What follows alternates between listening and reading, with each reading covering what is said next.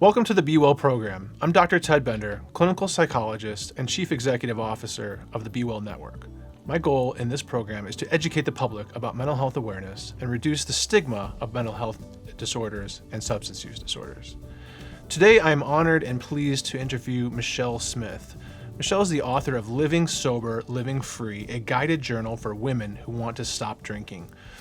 Thank you so much for being on the show, Michelle. We really appreciate you coming on. Thank you for having me. You've been featured on the Today Show, TED Talks, the Washington Post, all because of your advocacy and recovery. Your book, Living Sober, Living Free, a guided journal for women who want to stop drinking, is making a huge difference. What made you decide to write this and why? It really started off with the pandemic of just seeing how many women were struggling with so many different types of emotions, and their access to coping tools and self-care was really limited and restricted. And I remember going through that part early in my sobriety.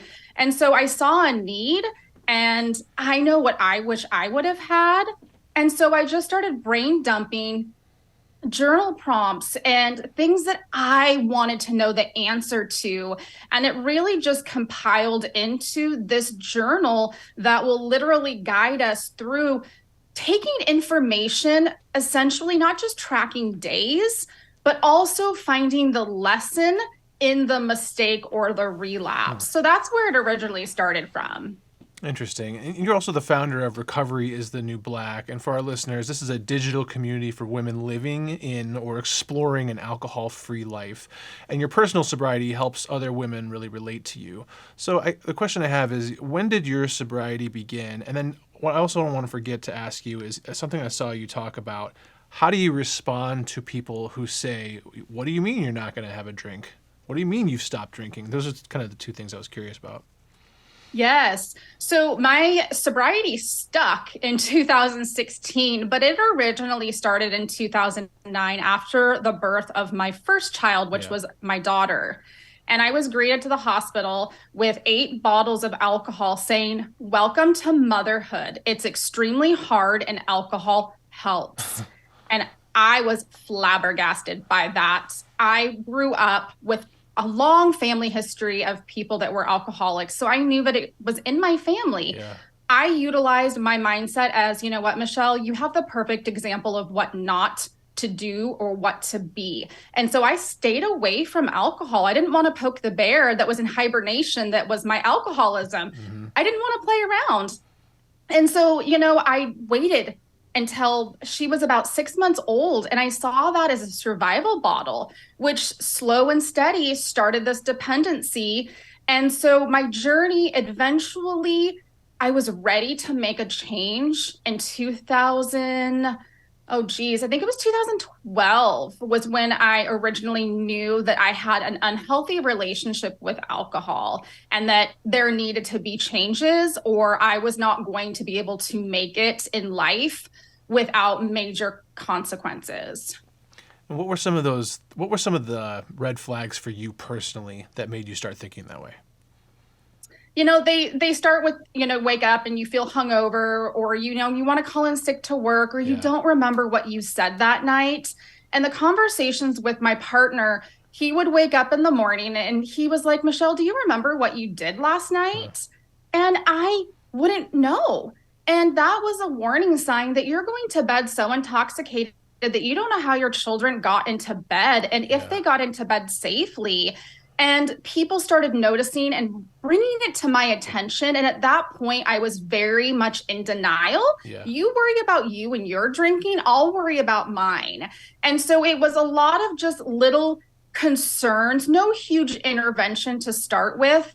But when I could keep a cork in a bottle of wine on my kitchen counter, and a year later, I thought it was the most insane thing that somebody could actually put a cork in a bottle of wine and walk away without questioning it. I knew that my relationship was unhealthy. Interesting. For our listeners out there and viewers, a couple things that you said are really strong indicators that you might have a problem with alcohol.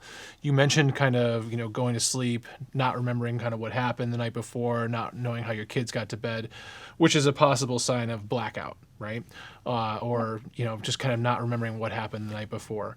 And that is actually one of the strongest indications of problematic alcohol use right there. So if you've experienced or regularly experiencing blackouts, you're at a point where you may have developed a significant issue with alcohol use. And then you also mentioned, the urge to or calling out sick because of being hungover, missing important life events or responsibilities is another symptom of the disorder, and also other people around you being concerned. I think I heard you say all three of those things. Yeah. Absolutely. So then the second part of my question, and I've heard people answer this differently, but I like the way you answered it. You mentioned, and you talk about this in one of your videos, people asking you to go out and drink. Maybe that's something that was a normal behavior for you and a friend or whoever. And then you have to say no.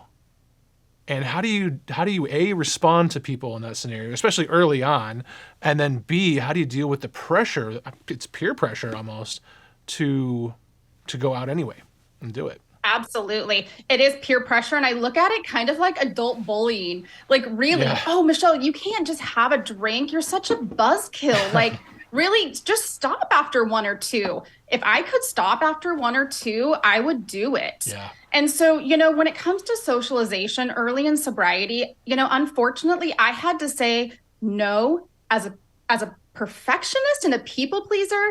That was hard to say no to people that were asking me to go out. But what I had to do was sit in the distress and the discomfort of my own environment at home, where I had the least amount of triggers, and just learn to sit with an uncomfortable feeling that I couldn't medicate any longer. And so I wanted to say no then so that I could say yes to these social situations later. But I always have the mentality of, if you fail to plan to fail. If you don't have an escape plan, if you don't have your own non-alcoholic beverages, never rely on somebody else as the hostess who maybe doesn't understand addiction yet to have that covered for you. Come to the party late, leave early, have an accountability buddy. Those were some of the first things that I had to start to do once I ventured out slowly, until I really felt comfortable with not drinking when no one was watching. And that took some time. Yeah. So basically to our listeners, what you heard Michelle say there is to plan for these events ahead of time. You can eventually start going back to these social interactions, bringing I think you called her a buddy along with you to help you keep you accountable is a great way to do it. I've heard people use the expression, "No thanks, I don't drink normally." That confuses people a little bit. I think you said in some of yours that you prefer the term "I'm a non-drinker." I love that, by the way. I hadn't heard that before. That's a good one to use as well. You also talked about there's lots of reasons why you may not be drinking alcohol. Maybe it's because you're struggling with it, or maybe it's because there's a medication interaction, or you have some sort of illness. My wife literally has an allergy to alcohol. If she has literally, I'm not exaggerating, if she has a sip, then she immediately turns beet red.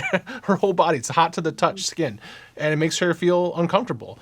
A lot of people do have that allergy. Actually, it's an enzyme that they lack that can't break down alcohol properly. Some people have thought of that as a genetic weakness, but other people are actually starting to think it may be evolutionary to protect us against drinking, disinfectant, which is basically what alcohol is. So that's very interesting. So have a plan, be prepared. Like you said, if you feel uncomfortable about going into a social situation where you may relapse or drink, you just don't go. And you got to put your sobriety first, because anything you put in front of that, you'll eventually lose. Another thing that came to mind when you were talking is, why can't you have just one or two, right? It's a question that you've heard before and a lot of people get. When I just finished college, one of my first jobs was a restaurant manager, and I worked the bar all the time, and people got extremely intoxicated. and the chef, the head chef, was in recovery, and I didn't know anything about this world before that, before I started going to school for it. But I asked him one day. I was like, hey, I get that you don't drink, and this is my own naivete, right? I get that you don't drink, but let's just say it's a hot sunny day and you're at a picnic and there's a cooler full of ice cold Heinekens, right? How are you not just going to have one? This was my entry into the world of treating addiction, by the way, because something he said, just a light bulb turned on. I was like, oh, I get it. He said, because I wouldn't just have one. I'd drink them all. I'd steal the cooler and go somewhere where I was by myself.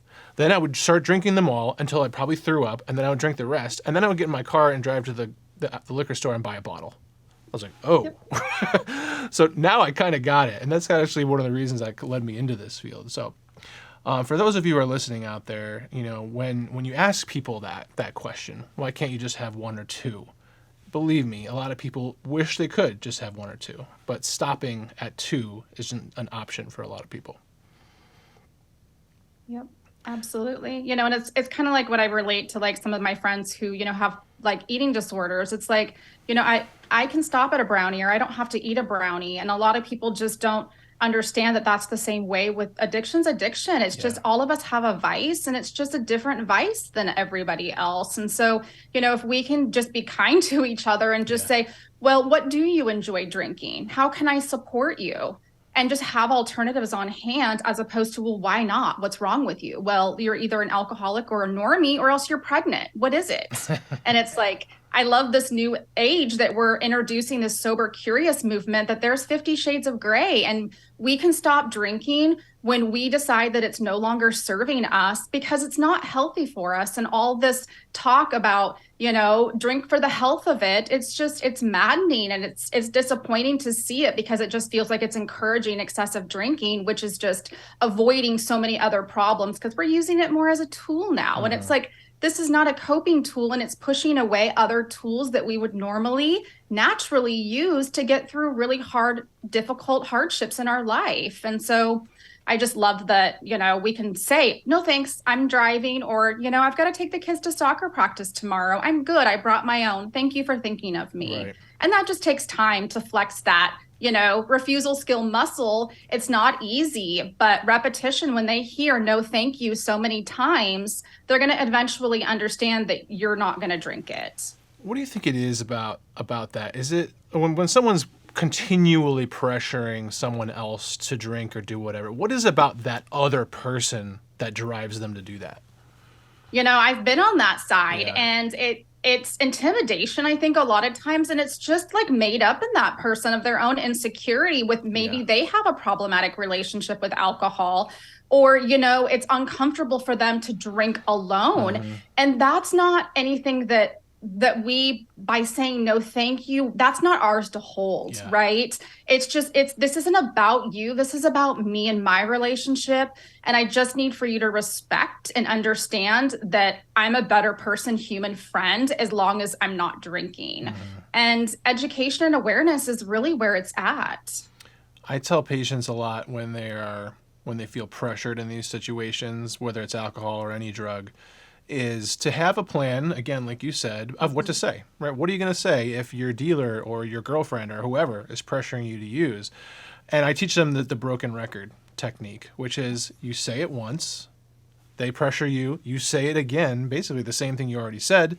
And at that point, you have no more responsibility for that conversation. You can just simply walk away, right? If it's going to come down to your sobriety versus not, remove yourself from the situation. You don't owe that conversation any more of your energy. Nope, absolutely. Another thing that I heard you talking about was this whole mommy culture around about wine and drinking. Can you talk a little bit about what that is? Because I heard you talking about it, and it kind of opened my eyes to something that was right in front of me for a long time, but I hadn't really thought about. And I think a pretty significant problem in our country. And I know you talk about that a lot. Could you give us some inside facts around that? Yeah, yes. I always like to preface it with it's the reason for why I drank isn't because of mommy juice or mommy wine culture. I made the decisions. I have all the other, makeup and the chemistry by why this has been a problem for me. But, I really believe that big alcohol saw a vulnerable population Huh. of women that they hadn't tapped into yet. And they were walking billboards. It's life is hard, motherhood's hard. The expectations that we have for ourselves are so far beyond realistic that we're always going to fall short. Hmm. And motherhood's really, really hard. And we long for connection, the chatter in our head just to quiet for just a little bit. And we just want to just numb out. We need a reward. We want to take care of ourselves, but we are always with our kids. Hmm. And so I feel that they've just really, preying on this vulnerable time in a woman's life to say we have a tool that'll bring women together and will celebrate motherhood as long as it's done responsibly. But Hmm. the thing that we both know is that, once you continue to drink and you're utilizing it as not, pairing it with a nice fish and glass of wine, when you're reaching for this external solution to an internal problem, such as grief and loss or divorce or a loss of a job, you're replacing its currency that you're no longer using your bath, your gym membership, your therapist, because this thing is easier. It's accessible. No one's going to bat an eye. And when you continue to do that over time, we're creating this dependence and this need for this chemical that is destroying us from the inside out. And so, there's a lot of energy that goes along in the mom blogging community of just because somebody like me stands up and says, I'm a person who chooses not to drink, I am very much pro sobriety. That statement does not mean that I'm anti drinking. Hmm. I don't care who drinks as long as they're doing it responsibly. It's not for me to judge anybody, but by me and other women finding our voice doesn't mean that we're shaming people who drink. And I see that a lot in the mommy juice kind of culture. And I don't think big alcohol needs anyone to defend them. Interesting. And it can go even further. And patients that I've worked with in the past, kind of in a similar vein, it's not just alcohol. Sometimes it's Adderall or stimulant medications. I've worked with lots of patients who just regularly stole their kids' Adderall prescription for similar reasons. Getting through the day, the hustle and bustle of parenthood. Unfortunately, that often leads down more dangerous roads like methamphetamine use, and that quickly spirals out of control. So for our listeners who can kind of relate to what you're talking about now, who might be mothers with maybe they're new mothers, or maybe they're dealing with some postpartum depression, and they've found that alcohol is a quick and easy coping tool, what advice would you give them to kind of break that cycle, and what other kind of coping tools could they use instead? Yeah. I think the biggest piece is awareness, being mindful of your relationship with alcohol or any substance. Why am I reaching for this versus that? Can I put a boundary or some distance between me and alcohol and see how I feel? And notice if I'm struggling to keep a promise to myself, or I'm always going back and breaking a promise to myself. Because, that's why I like things like Dry January, Sober Yeah. October, because it gives not only like the community and society kind of gives us a pass to not question us so much, Yeah. but, just try to say, okay, well, if these are the things that are triggering me, it's, I'm feeling overwhelmed with my kiddos. What can you do different? Maybe you're not going to make 4 or 5 course meals for your kids and you're going to say chicken nuggets 2 times in a row is not ideal, but my kids are happy, I'm sober, and I'm going to stop striving for perfection. Yes. So really look at your expectations for yourself and where you're really feeling overwhelmed and depleted, and find some compassion and utilize. Us moms do not want to ask for help. We're stubborn. We don't delegate. We need to prioritize what's important to us, because these are the moments that are most important to us. And if we're running and gunning and not finding alternatives, like let's carpool instead of doing it all myself. Let's get a meal service in here Yeah. instead of doing it all myself. Like look for ways that are going to be helpful for you, and just bring some ease and simplicity into your life just for a small period of time, because this Pinterest mom stuff, it's not real. Hmm. It's not, nobody does that. It's like we do that for social media and we might get a sliver of somebody's life, But you know what? It's messy, it's chaotic. And as long as everyone's healthy and happy, Yeah. I think that's the goal that we need to shoot for. And I think motherhood is just, we have a lot of things going on inside with our emotions and our hormones. And one thing that I wish would have been different for me is a lot of people want to hold the baby and nobody wants to hold the mom. Hmm. I had a 6 week postpartum checkup and that was it. And nobody asked me how I was doing, how I was feeling. Yeah. And just trying to learn to navigate that world can be really tricky. So, just really awareness and prevention and conversations. And don't think that things like this can't happen to you, because I never in a million years ever would have thought this would have happened to me. And it does. It happens to lots of people. And there's no immunity with this, unfortunately. So just really, really be mindful about what we do and why we're doing it. It's extremely well said. And I think one thing to point out to our viewers and our listeners is that the research around caregiving, whether it's for children or whatever, is very clear. And this is where I've had parents argue with me on this significantly. And it's very hard for them to understand, for most parents to understand. Caregivers or parents who prioritize self-care have children that grow up to be more highly educated, less likely to develop problems with substance use disorders and alcohol, more likely to go on to higher paying jobs, less likely to be arrested or incarcerated. And for a lot of parents out there, that seems counterintuitive to their mindset and what they believe, and they have a hard time believing that, especially because the thought is, no, that's not true. I had these children, they're my responsibility, they have to come first. But that thought process leads to a lot of what you're talking about. How do we cope? If everyone else is first and I'm last, how am I going to deal with that? So prioritizing self-care. That doesn't mean ignoring your kids and just going to the spa all day. It Mm-hmm. means taking care of yourself and putting yourself first. You do that, and you're going to be a much better caregiver to your children and people who are dependent on you. Absolutely. I Yeah. couldn't agree more. And self care is caring for yourself. Yes. That means being kind, right? Yes. Going for a walk, moving your body, drinking water. Hmm. And I had to really, I did that exact thing that you're talking about because I thought that that was what you were supposed to do. Exactly. Most parents do. And yeah, Yeah. yep, absolutely. I want to talk a little bit about your book. It's like a workbook, right? There's 150 or so daily journaling pages to help focus on positive living without drinking, weekly reflections to give space to examine your relationship with alcohol. And your book really helps people stay on track, which is what I love about it. What inspired you to write it this way instead of just writing a book about your experiences? It's almost like a self-help treatment manual, if Yes. that's a good way to describe it. It was a perfect way to describe it. Nobody has done that yet. Yeah. So thank you for that. Yes, because, I get so much conversation and traction and emails and, all of this stuff where you're so inspiring, Michelle. And I love that.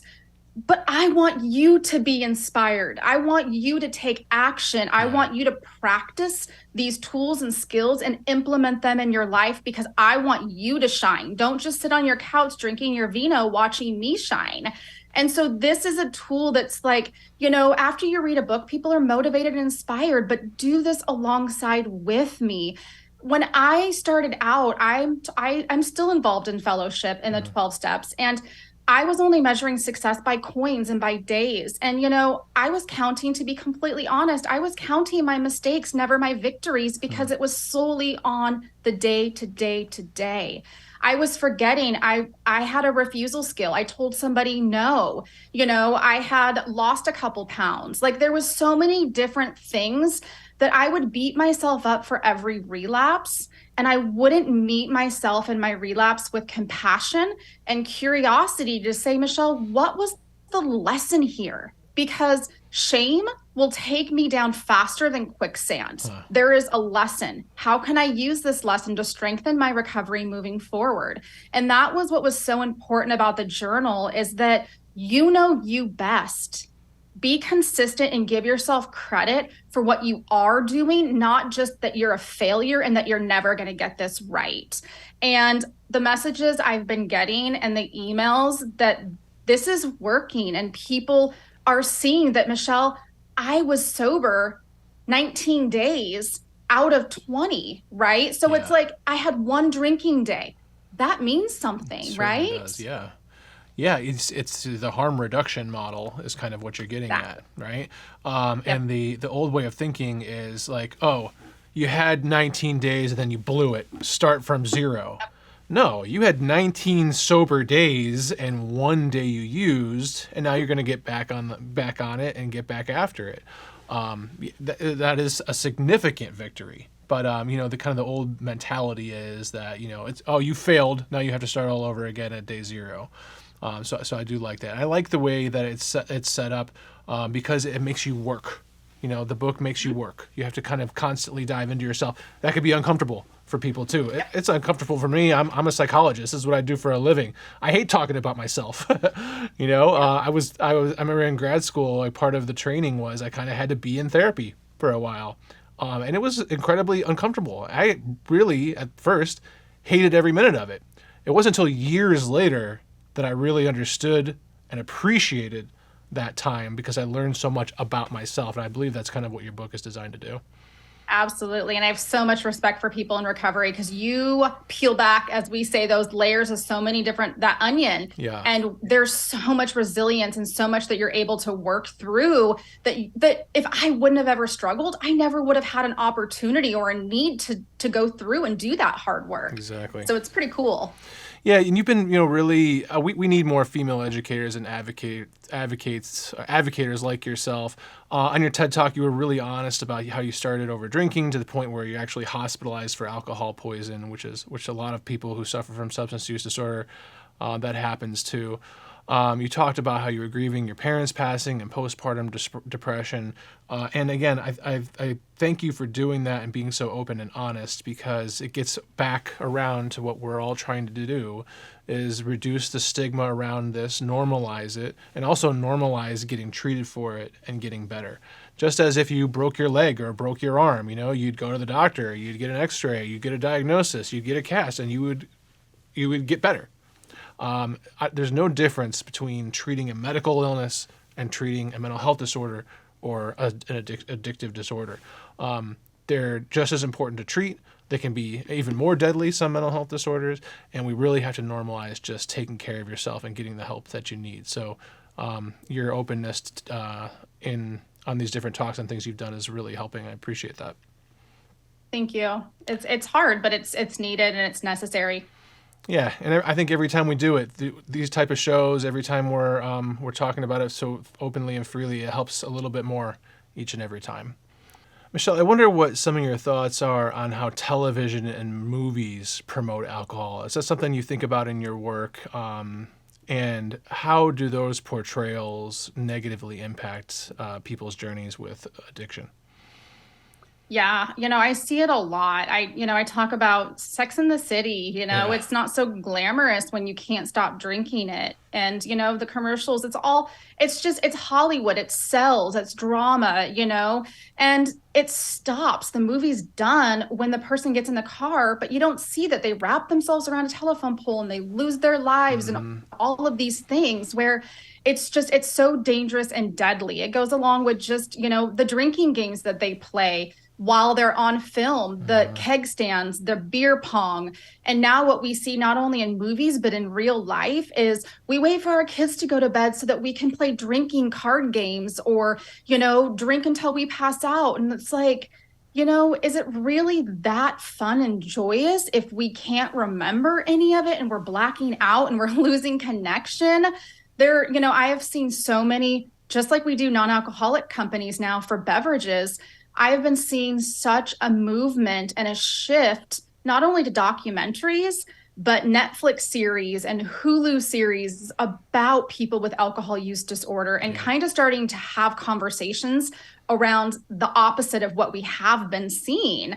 So even in Sex in the City, the newest version of it, they talk about alcohol use disorder, Hmm. which I thought was really, really awesome that they made that shift. But it's everywhere, but it's still glamorized. And so there's a lot of work that still needs to be done with that. But change, like we know, is coming. Yeah, I always think about that show Mad Men, if you remember. I don't know if you ever watched that. Yeah. and they would just be drinking like in the middle of the workday. I remember watching that series. I really liked it, but I always just think to myself, man, if I was in the middle of my workday and I drank that glass of scotch, like my day would be over at that point. There's no Right. more work. Like I'm done. Like I don't know how they just kind of get up and then do marketing presentations right after. That never made a lot of sense to me. But you're right. It was glamorized. It's part of the normal everyday culture. And I like what you said a lot too. Is you don't see the car crash or the DUI checkpoint or losing the license or spending the weekend in jail or all the problems that comes along with it. You just see the fun, awesome, cool part about it. What advice would you give to someone, maybe in this situation, and we should ask it, what advice would you give to a mother, maybe a young mother who has young children, who has developed a serious substance use disorder or alcohol use disorder, and they may need to enter rehab or they're considering it, but they're scared? Well, what advice would you give to someone in that position? Oh, that was me. Yeah. And I would say what I said to myself, go scared. Yeah. I don't think anybody has gone and not been scared, Yeah. right? You don't know what you're going to expect. You don't know what's happening. You don't know how you got to this highest level of care, and you're here. And there's freedom that awaits you on the other side of that door. And to wholeheartedly don't worry about what's going to happen outside. Everyone's going to have everything else covered because we need you and we need you alive. So do what you need to do, put your head down, do the work. And I always believe that when you enter treatment, you automatically are starting your transition plan because that is so important in order to keep all of the skills and the sobriety that you've learned in treatment. You want to keep that in the community because that's where the triggers are. That's where we go back to real life, to the hardships. So you're going to be scared and you can do it scared. I like that. I'm going to use that. That's a great way to put it. What about when you get out? So what advice do you have for people who maybe they go through treatment and then they come back to that environment that they were drinking in, their home environment? What kind of changes do they need to make on the home front to maintain their sobriety? 'Cause I often look at detox and residential level of care, usually that first 30 days, as kind of like the medical side of it, at the beginning of the journey, but the road to sobriety really begins afterwards. You might get medically stabilized, start to begin to learn some of the tools that are needed to stay sober, but that real journey towards recovery starts afterwards. What kind of changes you got to make in your daily life, whether that's behaviors or people, places, and things, or what advice would you give to people in that scenario? Yeah, I fell into that sand trap of I relapsed after treatment after 30 days. Yeah. It was the 4th of July Yeah. and that combination and those beliefs that everything's better on the 4th of July with alcohol. And for me, what really stuck out in that relapse was, I didn't prepare. The family didn't do their work. They were like, Michelle, you're going to the highest level of care. If this doesn't work, we're done. We don't know what else to do to help you. You can't help you. We don't know what to do. And so I think it's so important for the people on the home front and the people that are there supporting and rooting for you is that it's important to understand the addiction model. It's important to understand what this disease is and how it's not a spectator sport. Everybody has to play. And if nothing changes at home, nothing's changing. We're going back to the same environment. For me, it had to be called my sacred space. It was a zero proof zone. Nobody can drink in my home, including me. That goes for paraphernalia, shot glasses, wine decor, magnets, art. There was so much, even in my clothing, that had to be removed from my house because it was glorifying alcohol. And so it's so important that when you make that, you're going back to the same environment that triggered you and brought you back here. Exactly. Nothing's changing really except for you. So there's a lot of work that needs to be done with the support of the family and the loved ones. And especially if they can come into the treatment facility and have those family times, it's important as well. I spent a lot of my years not only treating patients, but working with family members for that exact reason. A question I got a lot was usually from the spouse who would say, well, why do I have to stop drinking? I'm not the one with the problem. And you mentioned kind of, I think you called it a zero proof zone. I love that.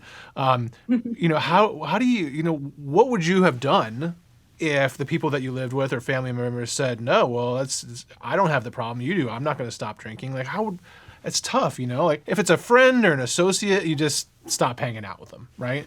But if it's people that you live with, like, well, how do you handle that? Or how does anyone handle that? It's tricky. For me, I was very blessed to have, you're not drinking, we're not drinking, Right. like this is good. But what I see a lot of the moms and the women doing is if it's a non-negotiable where this person is going to have alcohol, how can we come to some agreement that it's going to be locked in your trunk or in your barn or shop refrigerator or in the garage, out of sight, out of mind. I don't have a key. And that's a Band-Aid too. You need to get out of that environment or there needs to be more modifications made. But coming to at least some agreement where it's not in your face being poured in your favorite cup, because you're not going to be successful if it's around you. So any little minor agreements that you can come up with until further plans can be established, that's always my recommendation. I agree with you completely. And I like how you said that too, because it's not always so easy or cut and dry. Coming up with some sort of arrangement, out of sight, out of mind, lock it up. I can't get access to it. That's certainly better than it's sitting on the counter, like you said, corked. But it's a Band-Aid because you really need to be in a very sober and supportive environment. I wrestle with this with patients all the time, that'll come into treatment. Maybe they finish the first level or the second level. Maybe they want to leave early and they're going right back home where mom or dad or husband or wife or brother or sister, whoever, is actively using narcotics in the home. Like the percent chance of you returning to that environment and staying sober is almost zero. Right. And they'll come up with all kinds of rationalizations because that's what people do, when they're in the early recovery. Right. We rationalize everything. Where our mind is riddled with distorted thinking. Like I can control it. That's my favorite distortion. Right. Oh, yeah. Just if you have to control something, it is by definition out of control. There's no controlling it. Right. Yep. But there are ways to safeguard yourself. And I agree with you. It's really it just can't be in your space. And then in early recovery, continuing to working maybe with a therapist or a support group or whatever, then you start to slowly venture back out into other situations, but always with a plan, like you mentioned. And if at any time, and this is for our listeners and viewers, if you're in early recovery, if you don't feel right about a situation, or you feel like you may relapse if you go to that situation, I don't care if it's your sister's wedding, then you just don't go. And that's the nuts and bolts of it, because your sobriety is more important than anything. Absolutely. Spiritually, mentally, emotionally fit. Check in with yourself before you make any of those decisions. And if you have any inclination that it's not going to be a good idea, it's not going to turn out, don't go. Exactly. Just like you said, unfortunately, I can't make it this time because I want to do it next time. Exactly. Yeah, exactly. Michelle, where can people find your workbook?